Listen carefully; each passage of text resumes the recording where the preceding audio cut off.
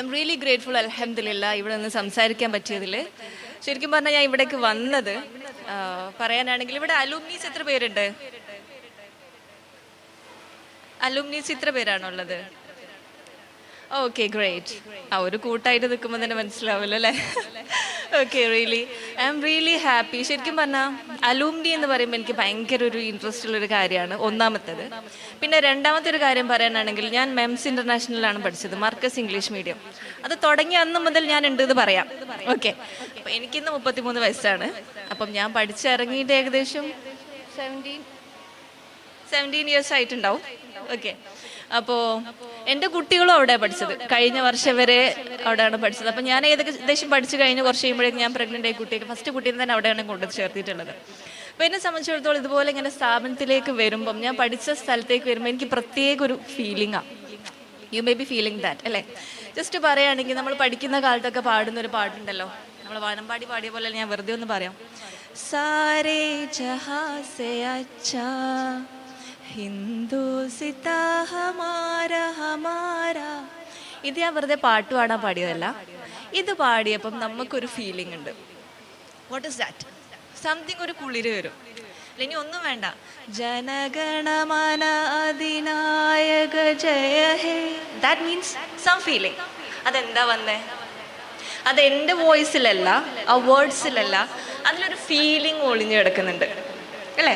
Like that. നമ്മൾ പഠിച്ചിറങ്ങിയ സ്ഥാപനം എന്ന് പറഞ്ഞാൽ എന്നും നമ്മളൊരു റൂട്ടാണ്, എന്നും കയറി ചെല്ലും. ഞാനിപ്പോൾ ഇവിടേക്ക് വന്നത് തന്നെ ഹിബ, കഴിഞ്ഞ വർഷം പാസ്സായിട്ടുള്ള ഹിബ ഇവിടെ പഠിച്ചതുകൊണ്ടും ആള് പറഞ്ഞിട്ടൊരു എക്സ്പീരിയൻസ് കൊണ്ടും ആളെ പഠിപ്പിച്ച ടീച്ചേഴ്സ്, എന്നെ സംബന്ധിച്ചിടത്തോളം എൻ്റെ കുട്ടിയെ പോലെയാണ് ഹിബ. എൻ്റെ നേരെ കുട്ടിയല്ല, ബട്ട് സ്റ്റിൽ എൻ്റെ ഹസ്ബൻഡിൻ്റെ ജ്യേഷ്ഠൻ്റെ മകളാണ്. അപ്പം എൻ്റെ മകൾ ഇവിടെ പഠിച്ചതുകൊണ്ടാണ് ഞാൻ ഇവിടേക്ക് വന്നിട്ടുള്ളത്. അതിൻ്റെ ഒരു ഗ്രാറ്റിറ്റ്യൂഡ് ഞാൻ മനസ്സിലാക്കിയിട്ടുള്ളത്, ലൈഫിൽ നിങ്ങൾ എത്രത്തോളം സക്സസ്ഫുൾ ആവണം നിങ്ങൾ ആഗ്രഹിക്കുന്നുണ്ടോ, ബേസിക് തിങ് നിങ്ങൾ റൂട്ടഡ് ആയിരിക്കണം. നിങ്ങളുടെ റൂട്ട് എന്ന് പറഞ്ഞാൽ ഞാൻ എന്നും മൈൻഡിൽ കൊണ്ടു നടക്കുന്നൊരു കാര്യമാണ് മാതാ പിതാ ഗുരു. ഓക്കെ, മാതാ പിതാ ഗുരു എന്ന് പറയുമ്പം ഞാൻ എന്നും ഓക്കെ, മാതാവിനെ ശരിക്കും നോക്കാത്ത ഒരാളാണോ ദുനിയാവ് തന്നെ നമ്മൾ അനുഭവിക്കുന്നതാണ് പറയാം അല്ലേ? പിതാവിൻ്റെ സ്ഥാനത്താണ് നമ്മളെ ടീച്ചേഴ്സിനെന്ന് പറയുമ്പം നമ്മുടെ ഓരോ ടീച്ചേഴ്സിനും അതിലൊരു സ്ഥാനമുണ്ട് അല്ലേ? സോ ഈ ഒരു മൊമെൻറ്റിൽ ഞാൻ ഇവിടെ വന്നത്, ഇന്ന് ശരിക്കും എനിക്ക് കല്യാണത്തിന് പോകാനുള്ളതാണ്, നല്ല ബ്ലോക്ക് ഉണ്ടായിരുന്നു, ഇന്ന് എനിക്ക് മോൻ്റെ പർച്ചേസ് ഉണ്ട്, എല്ലാം മാറ്റി വന്നത് എൻ്റെ മോളെ പഠിപ്പിച്ച സ്ഥാപനമായതുകൊണ്ട് മാത്രമാണ്. ആൻഡ് ഞാൻ എന്നും നമ്മുടെ സ്കൂളിൽ എന്ത് പ്രോഗ്രാം ഉണ്ടെങ്കിലും അലൂമിനി എന്ന് പറഞ്ഞാൽ ഞാൻ ഓടിച്ചെല്ലും. എന്തെങ്കിലും കാരണം ഉണ്ടെങ്കിൽ ഞാൻ എന്തായാലും അവിടേക്ക് ഓടിച്ചെല്ലും. ടീച്ചേഴ്സ് വിളിച്ചിട്ടുണ്ടെങ്കിൽ ഞാൻ ചെല്ലും. എനിക്കൊരു കാര്യം ഉണ്ടെങ്കിൽ ഫസ്റ്റ് ഞാൻ ഇൻഫോം ചെയ്യാറുള്ളത് എൻ്റെ ടീച്ചേഴ്സിനോടാണ്. നമ്മൾ ഒരു ചരിത്രം കേട്ടിട്ടുണ്ട്, ഒരാൾ ഹജ്ജിന് പോകാൻ ഒരുപാട് ആഗ്രഹിച്ചിട്ട് ആൾ ഹജ്ജിന് പോകാൻ വേണ്ടി പ്രയാസപ്പെട്ടത് ഉമ്മാക്ക് സുഖമില്ലാത്തതുകൊണ്ടാണ്. അപ്പം അതിനുവേണ്ടി പ്രയാസപ്പെട്ട് ഇങ്ങനെ നിന്ന സമയത്ത് ലാസ്റ്റ് ആൾ തീരുമാനിച്ചു ഞാൻ എന്തായാലും ഹജ്ജിന് പോകും എന്ന് തീരുമാനിച്ചിറങ്ങിയ സമയത്ത്, ആ ചരിത്രം നിങ്ങളെല്ലാവരും കേട്ടതായിരിക്കും, ആൾ ഒരുപാട് സ്ട്രഗിൾ ചെയ്ത സമയത്ത് ലാസ്റ്റ് അയാൾ പറഞ്ഞിട്ടുണ്ട്, എൻ്റെ ഉമ്മാൻ്റെ പൊരുത്തല്ലാതെ ഞാൻ പോയതുകൊണ്ടാണ് ഇത്ര സ്ട്രഗിൾ ചെയ്തതെന്നുള്ളത് അല്ലേ? സോ എവ്രിവെയർ നിങ്ങൾ മൈൻഡിൽ ഹോൾഡ് ചെയ്യേണ്ട ഒരു കാര്യം, നമ്മളുടെ കോളേജ്, പഠിച്ച കോളേജ് എന്ന് പറയുന്നത് എന്നും നിങ്ങളുടെ ഒരു വികാരമായിട്ട് നിങ്ങളുടെ മനസ്സിലുണ്ടാവണം എന്നുള്ളതാണ്. ആൻഡ് ഓൾസോ ടീച്ചേഴ്സിൻ്റെ ടോക്കൊക്കെ കേട്ട സമയത്ത് എനിക്ക് ഫീൽ ചെയ്തൊരു കാര്യം, വളരെ ടാലൻറ്റഡ് ആയിട്ടുള്ള ടീച്ചേഴ്സാണ് നിങ്ങൾക്ക് ഇവിടെ ഉള്ളത്. ഇപ്പോൾ എപ്പോഴും എക്സ്പീരിയൻസ് പറയാറുണ്ടായിരുന്നു, നല്ല ഡെഡിക്കേറ്റഡ് ടീച്ചേഴ്സാണ്, ഞാനും കേട്ടിട്ടുണ്ട്, പരിചയിച്ചിട്ടുണ്ട്. And you are really lucky. എനിക്ക് പറയാനുള്ളത് ടീച്ചേഴ്സ് പറഞ്ഞ അതേ വേർഡ്സ് തന്നെയാണ്. പെട്ടെന്നൊരു ദിവസം കൊണ്ട് സക്സസ് വരില്ല, യു നോ ദാറ്റ്. എൻ്റെ ലൈഫിലും ഇപ്പം എൻ്റെ ഹസ്ബൻഡ് ഒരു സ്റ്റോറി പറഞ്ഞു. എൻ്റെ കല്യാണം കഴിഞ്ഞിട്ട് ഇന്ന് ജസ്റ്റ് എ കോയിൻസിഡൻസ് പറഞ്ഞാൽ മതിയല്ലോ, എൻ്റെ നിക്കാഹ് കഴിഞ്ഞിട്ട് 18 ഇയേഴ്സായി. ഓക്കെ, 18 ഇയേഴ്സ് ബാക്ക് എൻ്റെ നിക്കാഹ് കഴിയുന്ന ദിവസം ഞാൻ 10th പഠിച്ചുകൊണ്ടിരിക്കുകയാണ്. 10th പഠിച്ചുകൊണ്ടിരിക്കുമ്പം ഡിസംബർ ലാസ്റ്റ് എന്ന് പറഞ്ഞാൽ CBSE സ്കൂളിൽ പഠിക്കുമ്പം എന്തായിരിക്കും അവസ്ഥ? ബോർഡ് എക്സാമിന് വേണ്ടിയുള്ളൊരു പ്രിപ്പറേഷനാണ്. ഞാനും പോലും പ്രതീക്ഷിക്കാതൊരു നിക്കാഹ് സംഭവിക്കുകയാണ്. അപ്പം ഞാൻ എൻ്റെ ക്ലാസ്സിലാണുള്ളത്.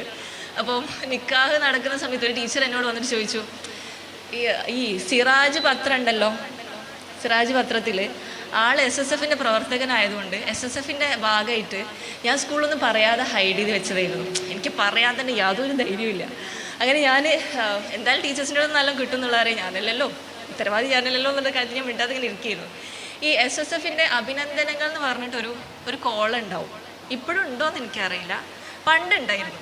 എന്നിട്ട് ആ കോളത്തിൽ മുജീബ് വെഡ്സ് എൻ്റെ പേരും, അന്ന് ഡോക്ടറില്ല, Hajira C, daughter of Abubakar Haji എന്ന് എഴുതിയ സമയത്ത് അപ്പോൾ ടീച്ചറുണ്ട് പത്രമായിട്ട് ക്ലാസ്സിലേക്ക് വരുന്നത്.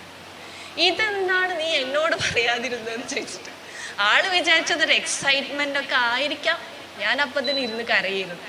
കാരണം ആക്ച്വലി എന്നെ സംബന്ധിച്ചിടത്തോളം ഞാൻ ഒരിക്കലും എക്സ്പെക്റ്റ് ചെയ്യാത്തൊരു മാരേജ് ആയിരുന്നു. പക്ഷെ ഞാൻ അടുത്തൊരു കോയിൻസിഡൻസ് പറയട്ടെ. അതെന്ത് സംഭവിച്ചേ? കല്യാണത്തിൻ്റെ കാര്യത്തിലാണോ? ഇത് താന്നു ഏതാണോ? ഓക്കെ, അത് മനസ്സിലായില്ല. ഇപ്പം ക്ലിയർ അല്ലേ? ഓക്കെ. അടുത്തൊരു കോയിൻസിഡൻസ് പറയാനാണെങ്കിൽ, ഞാനിപ്പോൾ ഇട്ട ചെരുപ്പ് നിങ്ങൾ ശ്രദ്ധിച്ചോന്നറിയില്ല, വീഡിയോ എടുക്കരുത്, ചെരുപ്പ് മാത്രം. ഓക്കെ, ഈ ചെരുപ്പ് ശരിക്കും പറഞ്ഞാൽ എനിക്ക് ബസ്സിലാണ് വരാനുള്ളത്. ഓക്കെ, ഈ ബസ്സിൽ വരാനുള്ളതുകൊണ്ട് ഞാൻ ഷൂ ഒക്കെ ഹസ്ബൻഡിൻ്റെ കാറിൽ ഞാൻ കൊടുത്തു വിട്ടു കല്യാണത്തിന് പോകാൻ വേണ്ടി. അപ്പോൾ ഞാനിവിടെ ഇങ്ങനെ വരുമ്പം ഈ ചെരുപ്പ് ഞാനിങ്ങനെ നോക്കിയ സമയത്ത് എൻ്റെ മൈൻഡിൽ ഒരുപാട് കഥകൾ പോയി, മൈൻഡിലൂടെ പോയി. ശരിക്കും ഞാൻ ഏറ്റവും കൂടുതൽ ഹോൾഡ് ചെയ്തൊരു സംഭവമുണ്ട്. പണ്ട് ഇതേ ഡ്രസ്സ് ധരിച്ചിട്ടുള്ളൊരു ഉസ്താദ് ഉണ്ടായിരുന്നു. ഇതുപോലെ വൈറ്റ് ചപ്പലായിരുന്നു ഉസ്താദ് ഇടാം. ഇപ്പോഴൊരു വൈറ്റ് ചപ്പലായിരുന്നു. ഉസ്താദിൻ്റെ പേര് ജാഫർ എന്നാണ്. ആളൊരു പ്രത്യേക മനുഷ്യനായിരുന്നു. എനിക്കെന്നെ ഭയങ്കര ക്യൂരിയോസിറ്റി ആയിരുന്നു ആളോട് സംസാരിക്കുമ്പോൾ. ആളിടയ്ക്ക് ഇങ്ങനെ ക്ലാസ്സിൽ വന്നിട്ട് പറയും, ഈ ബ്രഹ്മിനെ കുറിച്ചൊക്കെ ഞാൻ ഏറ്റവും കൂടുതൽ പഠിച്ചത് ആളെടുത്ത് നിന്നായിരുന്നു. ഈ മാജുവിൻ ബ്രഹ്മി, എന്തൊക്കെയോ ബ്രഹ്മി ഉണ്ട്, ഇത് കഴിച്ചാൽ ബുദ്ധി കൂടും, എങ്ങനെയെങ്കിലും കല്യാണം കഴിയാതെക്കാൻ വേണ്ടി മാക്സിമം പഠിക്കുക എന്നുള്ളതായിരുന്നു എൻ്റെ ഒരു ഉദ്ദേശം. അപ്പോൾ അതുകൊണ്ട് തന്നെ ഇത് കഴിച്ചാൽ അങ്ങനെയാണ്, അതുപോലെ തന്നെ ഇത്ര ദിക്റ് ചൊല്ലിക്കഴിഞ്ഞാൽ നമ്മൾ ആഗ്രഹിച്ച സംഭവങ്ങളൊക്കെ നടക്കും എന്നൊക്കെ പറഞ്ഞിട്ട് കുറേ സംഭവങ്ങളുണ്ടായിരുന്നു. അപ്പോൾ ആളോട് എനിക്ക് ഭയങ്കര ട്രസ്റ്റ് ചെയ്യുന്നു. ആൾ പറയുന്നു വെള്ള ചെരുപ്പിട്ട് കഴിഞ്ഞാൽ ബുദ്ധി കൂടും. കേട്ടിട്ടുണ്ടോ നിങ്ങൾ ആരെങ്കിലും? ആദ്യമായിട്ടാ? നിങ്ങൾ കേട്ടോളേ. ഞാൻ കറുപ്പേ ഇടാറുള്ളൂ, പക്ഷെ എന്നാലും ഓക്കെ പറയാറുണ്ട്. സോ ഈ വൈറ്റ് ചെരുപ്പിടുക, അതുപോലെ തന്നെ ഈ സിഗറുകൾ ചെല്ലാന്നൊക്കെ പറഞ്ഞാൽ ഞാൻ അക്ഷരം പ്രതി നല്ല കുട്ടിയെ അനുസരിക്കുകയായിരുന്നു. അതുകൊണ്ട് തന്നെ വേണോ വേണ്ടെന്നൊന്നും ഞാൻ പറയുന്നില്ല. പക്ഷെ എൻ്റെ മൈൻഡിൽ അന്ന് ഇങ്ങനെ ഒരു കാര്യം മൈൻഡിൽ ഇങ്ങനെ കിടന്നു. ഉസ്താദ് ഇങ്ങനെ പറഞ്ഞിട്ടുണ്ടായിരുന്നു, ഇങ്ങനെ കുറച്ച് സംഭവങ്ങൾ ചെയ്താൽ എന്തായാലും നമ്മൾ ആഗ്രഹങ്ങളൊക്കെ നടക്കും അങ്ങനെയൊക്കെ. അപ്പോൾ മേ ബി ഒരു 7ാം ക്ലാസ് പഠിക്കുമ്പോഴൊക്കെ ആവണം ഞാൻ കുറച്ച് കാര്യങ്ങൾ, ഹസ്ബൻഡ് പറഞ്ഞല്ലോ ഞാൻ അന്ന് ഇങ്ങനെ ഒപ്പിടാന്ന് പറഞ്ഞിട്ട പോലെ, ഞാൻ കുറച്ച് കാര്യങ്ങൾ അങ്ങ് സീരിയസ് ആയിട്ട് അങ്ങോട്ട് ചൊല്ലി നേർച്ചാക്കുന്നതിലൊക്കെ വിശ്വസിക്കുന്നവരുണ്ടാവും, ഇല്ലാത്തവരുണ്ടാവാം. പക്ഷെ എൻ്റേതായിട്ടുള്ള തോട്ട് വെച്ചിട്ട് അതിപ്പം നമുക്ക് സൈക്കോളജിക്കലി പറയുകയാണെങ്കിൽ മാനിഫെസ്റ്റേഷൻസ് എന്ന് പറയാം, സറൻഡറൻസ് എന്ന് പറയാം, എന്തും പറയാം. ഓക്കെ, നമ്മൾ എന്ത് ആഗ്രഹിച്ചു കഴിഞ്ഞാലും അള്ളാഹു റഹ്മാനും റഹീമും ആണ് അല്ലേ? എന്തായാലും നമ്മൾ ആഗ്രഹിച്ചിട്ടുണ്ടോ, ശ്രമിക്കുന്നുണ്ടോ, തീർച്ചയായിട്ടും കിട്ടും. അപ്പം ഞാനത് ആഗ്രഹിച്ചു. പക്ഷെ സാഹചര്യങ്ങളൊന്നും നടക്കാമെന്നപ്പോൾ ഞാൻ വിചാരിച്ചു പഠിച്ചവനോട് എന്തോ ഒരു വൈഫൈ കണക്ഷൻ വിട്ടുപോയതായിരിക്കും, എൻ്റെ കിട്ടിയില്ല, എന്തോ ഒരു പ്രശ്നം പറ്റി. ഇതിപ്പോൾ നേരത്തെ ആയിപ്പോയി, ഒന്നെങ്കിലും +2 എങ്കിലും ഞാൻ പ്രതീക്ഷിച്ചിരുന്നു.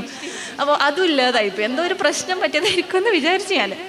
ഓക്കെ, ഇനി ഏതായാലും അതിന് ശേഷം കല്യാണമൊക്കെ കഴിഞ്ഞാൽ അൽഹംദുലില്ലാ ഹസ്ബൻഡിൻ്റെ വീട്ടിൽ നിന്ന് ഞാൻ +2 പോയി. അപ്പം ഈ +2 കൂടെ അന്നൊരു ടൈമിലായിരുന്നു എനിക്ക് എൻട്രൻസ് കോച്ചിങ് ഉണ്ടായിരുന്നു. ഇന്ന് ടൈം ഉണ്ടോയെന്ന് എനിക്കറിയില്ല. അന്ന് ടൈമും റേസും ആയിരുന്നു ഏറ്റവും കൂടുതൽ ഉണ്ടായിരുന്നത്. അപ്പം കുന്നമംഗലത്തുള്ള ടൈമിൽ ആഴ്ചയിൽ ഒരു ദിവസമൊക്കെ വല്ലപ്പോഴും ഒരു ക്ലാസ്, ഒരു ആഫ്റ്റർനൂണുള്ള സമയമോ അങ്ങനെ എന്തോ ഒക്കെ അറ്റൻഡ് ചെയ്തു. എൻട്രൻസ് അറ്റൻഡ് ചെയ്തു, വലിയ മാർക്കൊന്നും കിട്ടിയില്ല, അതുകൊണ്ട് പ്രതീക്ഷയുണ്ടായില്ല. ഞാൻ മെല്ലെ അങ്ങ് സ്റ്റോപ്പ് ചെയ്തു. +2 കൂടെ സ്റ്റോപ്പ് ചെയ്യാമെന്ന് വിചാരിച്ചതാണ്. സ്റ്റോപ്പ് ചെയ്ത് പിന്നെ കുറച്ച് കഴിഞ്ഞപ്പോൾ എൻ്റെ ഏതായാലും ഇനി പഠനം നടന്നില്ല, കുടുംബമെങ്കിലും മര്യാദയ്ക്ക് നോക്കാമെന്ന് വിചാരിച്ച് ഫാമിലിയൊക്കെ ആയിട്ട് അങ്ങനെ പോകുന്ന സമയത്ത് പെട്ടെന്നാണ് എനിക്കൊരു ചാൻസ് കിട്ടിയത് D.Pharm പഠിക്കാൻ. അപ്പോൾ ഹസ്ബൻഡ് പഠിച്ച അതേ കോളേജിൽ, കേരളത്തിൽ പഠിക്കാൻ പറ്റാത്ത ഞാൻ പോയത് പുറത്ത് ഗുൽബർഗയിലാണ്. അന്ന് മുതലാണ് കേട്ടോ ഈ നിക്കാബ് സ്റ്റാർട്ട് ചെയ്തത്. ഓക്കെ, നിക്കാബിന് പിന്നിലൊക്കെ മറ്റൊരു സ്റ്റോറിയാണ്. സോ അങ്ങനെ ഞാൻ D.Pharm കഴിയുന്നു. D.Pharm കഴിഞ്ഞപ്പോൾ ഞാൻ വിചാരിച്ച് എനിക്ക് ആകെയിലുള്ളൊരു ടെൻഷൻ എന്താണെന്നറിയോ, സ്കൂളിൽ പോകാനൊക്കെ എനിക്ക് ഭയങ്കര ഇഷ്ടമാണ്. ടീച്ചേഴ്സിനെ ഫേസ് ചെയ്യുമ്പോൾ എവിടെ എത്തി, ഹാജറപ്പം എന്താ ചെയ്യുന്നതെന്ന് ചോദിക്കുമ്പോൾ എനിക്ക് ഭയങ്കര ഒരു ടെൻഷനായിരുന്നു. കാരണം പഠിക്കുന്ന കാലത്ത് നല്ല രീതിയിൽ പെർഫോം ചെയ്യുമായിരുന്നു, പക്ഷേ എവിടെ എത്തിയില്ല. അങ്ങനെ ഉണ്ടാവുമല്ലോ അല്ലേ, നിങ്ങൾക്കൊക്കെ ഉണ്ടാവാറില്ലേ? ഓക്കെ, ടീച്ചറെ കാണുന്ന സമയത്ത് നമ്മളൊരു ഹൈ പൊസിഷനിലായിട്ട് അവരെ പ്രൗഡ് ആക്കണം എന്നുള്ളത് എന്നും നമ്മളുടെ മൈൻഡിലൊരു ആഗ്രഹമായിരിക്കും അല്ലേ? സോ ഓൾവേസ് അതങ്ങനെ വേണം. ഓക്കെ, ഇനി നിങ്ങൾ സക്സസ്ഫുൾ ആവണം എന്നൊന്നുമില്ല ടീച്ചേഴ്സിന് പ്രൗഡ് ആവാൻ. നിങ്ങൾ ട്രൈ ചെയ്തിരിക്കണം. ഓക്കെ, നിങ്ങൾ ട്രൈ ചെയ്യാന്നുള്ളത് മാത്രമേ വേണ്ടതുള്ളൂ. നിങ്ങൾ ഇങ്ങനെ ഡിഗ്രിയിലെത്തണം അല്ലെങ്കിൽ ഈ പോസ്റ്റിലെത്തണം അങ്ങനെയൊന്നും ഒരു നിർബന്ധമില്ല. നിങ്ങളുടെ ഏറ്റവും ബെസ്റ്റ് ലൈഫ് ജീവിക്കുന്നുണ്ടെങ്കിൽ തന്നെ ദേ വിൽ ബി ഹാപ്പി അല്ലേ? അപ്പം എൻ്റെ ഒരു ആഗ്രഹം ടീച്ചേഴ്സിനെ കാണിക്കാൻ ഒരു സർട്ടിഫിക്കറ്റ് എങ്കിലും ഉണ്ടായാൽ ഞാൻ എവിടെ എത്തിയില്ല എന്ന് അവർക്കൊരു വിഷമം വേണ്ട അല്ലേ? അങ്ങനെ ഞാൻ D.Pharm കഴിഞ്ഞതോടുകൂടെ ഇത് മതി തൽക്കാലം, ഒരു ഡിഗ്രിക്ക് ഡിഗ്രി ആയി.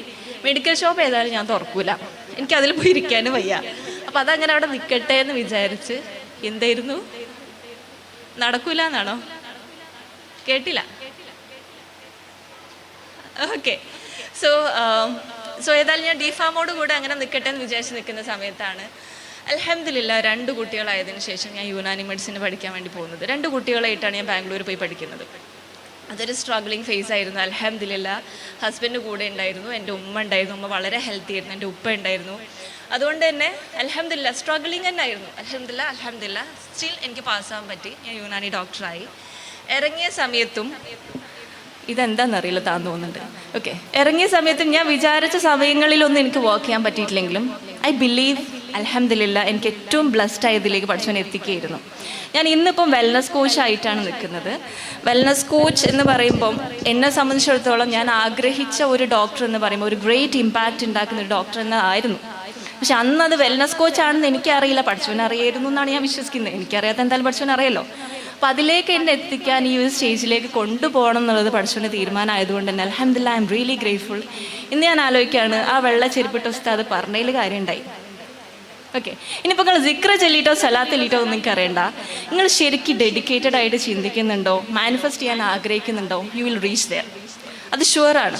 നിങ്ങൾ ശരിക്കും എഫേർട്ട് എടുക്കുന്നുണ്ട്. ഇപ്പം ടീച്ചേഴ്സൊക്കെ നിങ്ങൾ റിമൈൻഡ് ചെയ്തിട്ടുണ്ടായിരുന്നു, കുറച്ച് സമയമുള്ളത് ലാസ്റ്റ് മൊമെൻ്റ് ആണ്, നിങ്ങൾ ശരിക്കും പഠിക്കുക. റിസൾട്ട് ശരിക്കും നിങ്ങളുടെ എന്താ പറയുക, സക്സസ് എന്ന് പറയുന്നത് ഒരു ദിവസം കൊണ്ട് ഉണ്ടാകുന്നതല്ല. പല തുള്ളി പെരുവെള്ളമായിട്ടാണ് നമ്മൾക്ക് മഴ കിട്ടുന്നത്. നിങ്ങൾക്കായിരിക്കും ശരിക്കും പഠിച്ചവൻ ഇവിടേക്ക് വെള്ളം എത്തിക്കണം എന്നുള്ളതാണ് ഉദ്ദേശം. അപ്പം നിങ്ങൾക്ക് മഴ കൊണ്ട് ഇടങ്ങാറാവണമെന്ന് വെച്ചിട്ട് പഠിച്ചു ഇങ്ങനെ ആകാശത്ത് നിന്ന് ഒരു ഓസിട്ട് ഇങ്ങനെ ഇട്ട് തരികയാണോ? അല്ല. എന്നിട്ട് ഓസിട്ട് തരുന്നതിനേക്കാളും നല്ലോണം വെള്ളം കിട്ടുന്നുണ്ടല്ലോ. പ്രളയം വരെ ഉണ്ടാവാനുള്ള വെള്ളം വരുന്നുണ്ട്, പല തുള്ളികളായിട്ടാണ് വരുന്നത്. നമുക്ക് ഈ നാച്ചുറിൽ നിന്ന് ഒരുപാട് കാര്യങ്ങൾ പഠിക്കാനുണ്ട്, ഒരുപാട് കാര്യങ്ങൾ പഠിക്കാനുണ്ട്. ജസ്റ്റ് മഴ നോക്കിയിട്ടുണ്ടെങ്കിൽ തന്നെ അതിൽ പല തുള്ളികളായിട്ടുള്ള പെരുവെള്ളം വരുന്നുണ്ടെങ്കിൽ ജസ്റ്റ് നിങ്ങൾ എന്തേ ചെയ്യേണ്ടതുള്ളൂ, ഇപ്പം മുതലേ നിങ്ങൾ തുടങ്ങുക, കൺസിസ്റ്റൻ്റായിട്ട് നിങ്ങൾ ആക്ഷൻ എടുക്കുക. തീർച്ചയായിട്ടും നിങ്ങൾക്ക് റിസൾട്ട് അവിടെ വെയിറ്റ് ചെയ്യുന്നുണ്ട്.